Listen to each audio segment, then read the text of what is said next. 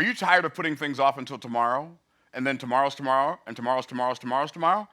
Today on this video, I'm going to show you how to beat procrastination, go from excuse maker to action taker, and get it done now. I'm going to show you that no one has a procrastination problem.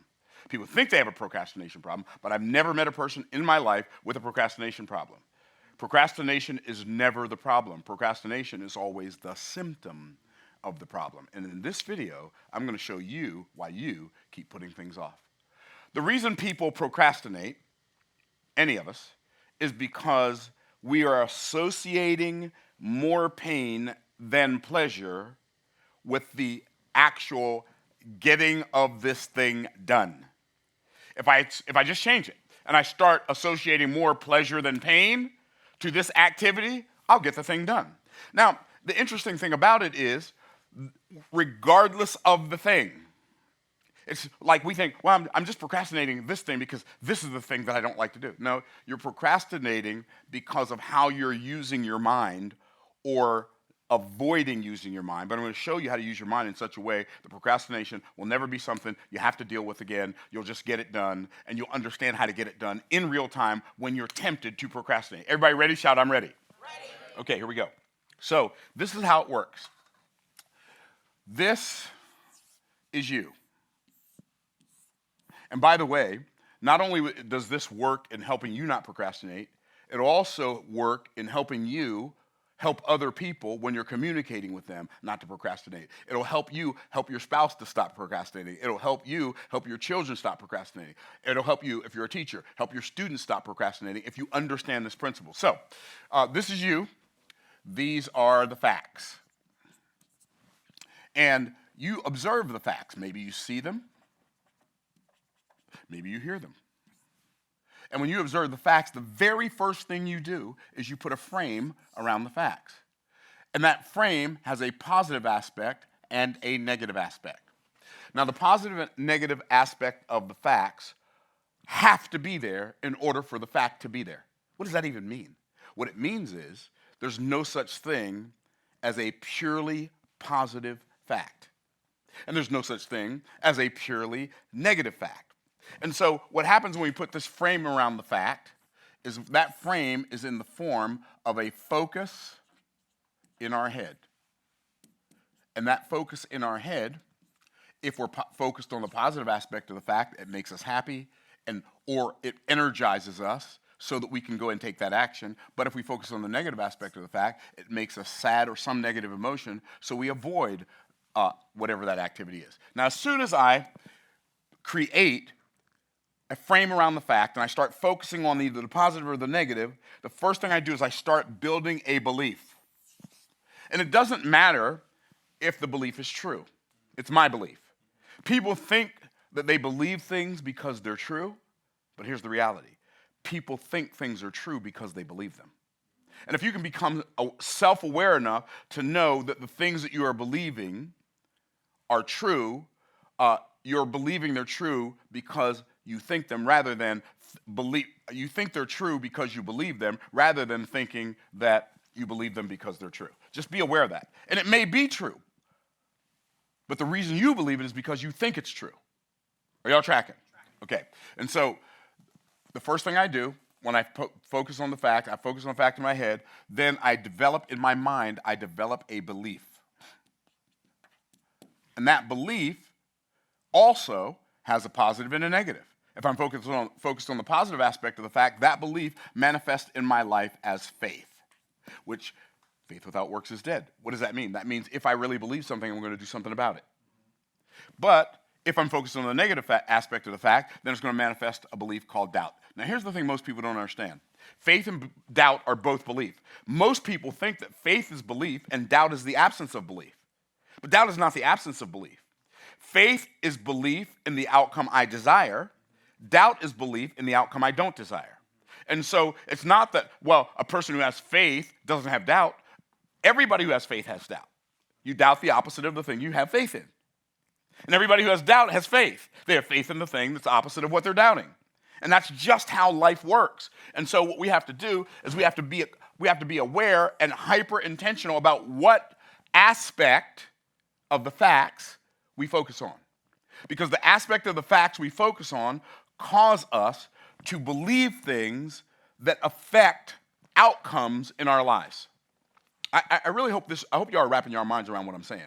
And so what happens, people don't, that's why, have you ever heard the phrase, if your attitude is right, the facts don't matter? This is why.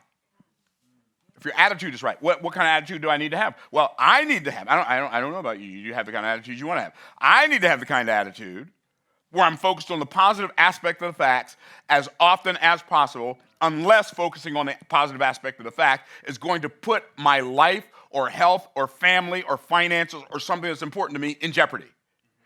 If focusing on the positive aspect of the fact does not somehow put me in jeopardy, how could focusing on a positive aspect of the fact? Let's say somebody's breaking in my house. And I think, oh, they're just breaking in my house because they want to come say hi, right?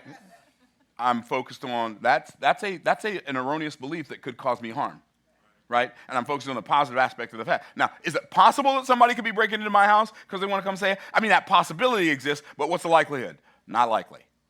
Are y'all tracking? Okay, so when I focus on the positive aspect of the fact, I manifest a belief called faith, or I focus on the negative aspect of the fact and manifest a belief called doubt, what happens is this belief travels down into my heart and it produces a feeling in my heart. Did you know that feelings are the fuel of action? Did you hear what I just said? Feelings are the fuel of action. What does that even mean? That means human beings are singularly motivated. People do what they do for one reason and one reason only, and that is because we feel like it. See, I woke up this morning at 5 o'clock when my alarm went off. I actually woke up a little before my alarm went off, 7 minutes before my alarm went off. But I'm getting up at 5 anyway. I'm certainly not going to get up 7 minutes early. And when my alarm clock went off, I did not push snooze. Why didn't I push snooze? Because I knew I had a limited amount of time to work out and then take a shower and get dressed and get here so that I could go live today on YouTube. I had a limited amount of time. But I could have gone back to bed and skipped working out. But then that takes my objective that I'm working on to be able to hit my driver 300 yards, right? It pushes it further and further into the future. Or maybe it pushes it so far into the future that I'll never get it done. So I'm getting up and I'm working out, and this body is going to serve me. It is not the boss. I'm the boss. And so I got up.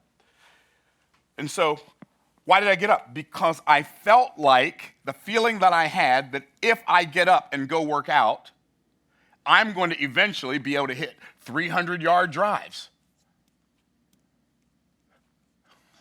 Right? I'll be able to hit my drives 300 yards. But if I don't get up, I'll keep dribbling out there 200, 200, 200. Yeah, but you're 64. You shouldn't want to. Okay, you do what you're going to do when you're 64. By the time I'm 65, I'm going to be hitting my drive 300 yards. Okay, so I get a feeling in my heart. Now, the feeling in my heart is going to be determined by the focus in my head, whether it's causing me to manifest faith or doubt. If while I'm focused on the positive aspect of the fact, I manufacture a belief called faith, then that faith is going to cause me to have a feeling called anticipation. Anticipation is it's the energy I get when the outcome I expect is desirable to me. Like if we could master building internal anticipation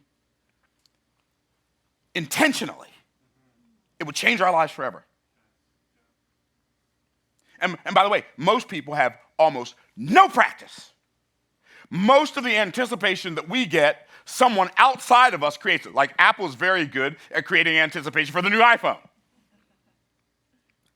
But what if you were as good at creating anticipation for getting in shape or for creating wealth for your family or for whatever, getting a promotion at your job? What if you could intentionally build as much intentionality or anticipation intentionally for that as you allow businesses and corporations to build for you? Like when you wake up and you pick up your phone and you start looking at TikTok or you start looking at Facebook or you start looking at Instagram or you start looking at YouTube. What if you could build anticipation for things that move the needle in your life, like they've built anticipation in you for things that don't move the needle in your life? Okay, y'all tracking. And so anticipation is like that feeling you get on Christmas Eve when you know what you're getting, and you're a little kid, and your parents send you to bed early, and you can't sleep. Why can't you sleep? Because you're being energized by your expectation of a magnificent future in less than 12 hours. Right? Anticipation energizes us. But if we're focusing on the negative aspect of the fact, then the feeling in our heart, or that we're going to manifest doubt, and the feeling in our heart is not going to be anticipation. It's going to be anxiety. Anxiety is the thief of our dreams. This is why Jesus said, be anxious over nothing. He said, be careful for nothing. I mean, he said, take no thought for the morrow. That means don't be anxious about tomorrow. Why did he say that? Here's what he's saying. Jesus is saying, stop wasting today's energy worrying about tomorrow's problem. And every time you feel yourself having anxiety over something, by the way, anxiety, let me show you what anxiety feels like. Your hands sweat. Your heart palpitates. Your breathing gets shallow. Your mind races. And you're so exhausted you can't do anything but sit down. That's what anxiety is. Anticipation is the energy I get when the outcome I expect is desirable to me. But anxiety is wasting present energy. What is it? Wasting my present energy on a future outcome that's undesirable to me. See, most people mislabel anxiety as fear. And if they didn't get the diagnosis right, they can't find a cure. They mislabel anxiety as fear. They say, well, I have a fear of failure. There's no such thing. I have a fear of success. There's no such thing as that. I have a fear of rejection. There's no such thing. You say, yes, there is. I have it. No, you don't. See, fear is caution over a real and present danger. So last night, I went to my house to check out the progress that these contractors are making because I just got back in town yesterday. And when I came out of my house and came out to get in my car, I'm looking around, and I had a little bit of hyper-awareness, fear. Why? Because my son-in-law had just filmed a bobcat outside his house. And I didn't have my gun on me. Oh, I probably shouldn't have said that on YouTube. And I thought about it. Like, what if a bobcat, it's so dark back there, a bobcat could see me, but I can't see him, right?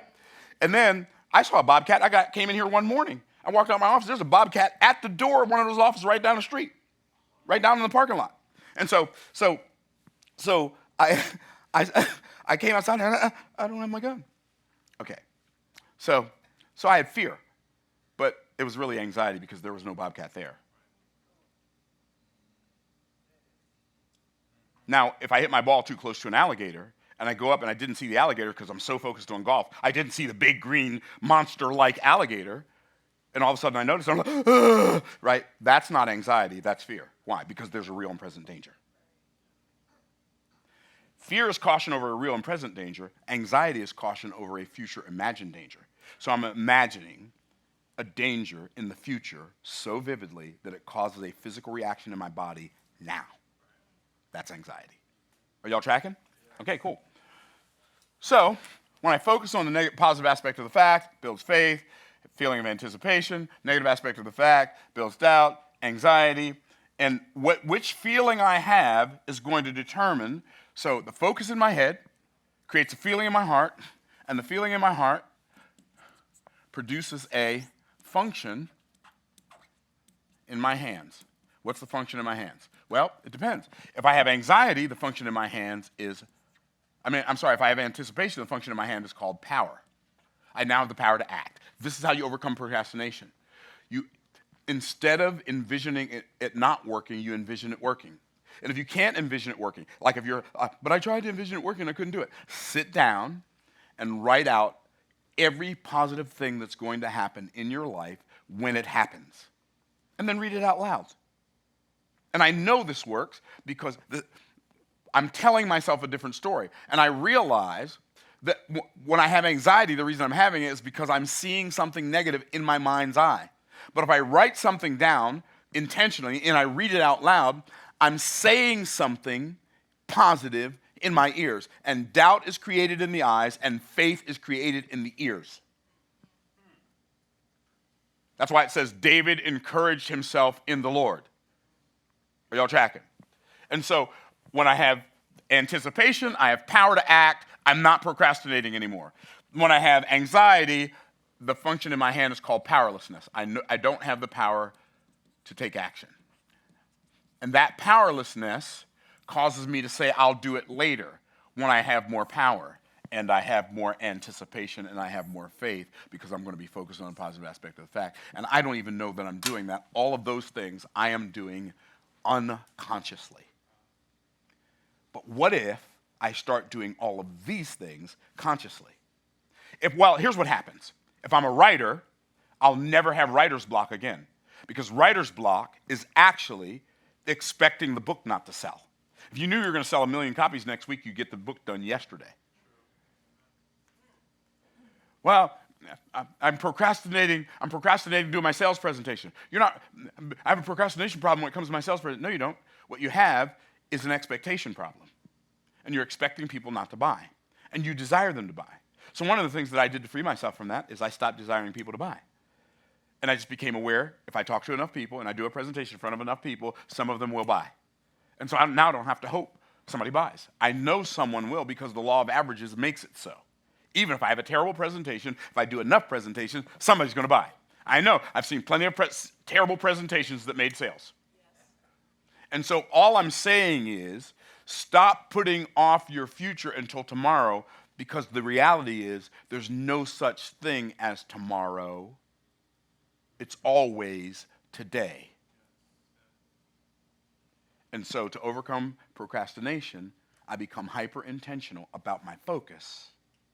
And then, for me, it becomes now o'clock, and I go from excuse maker to action taker, and I get it done now. Thanks for watching.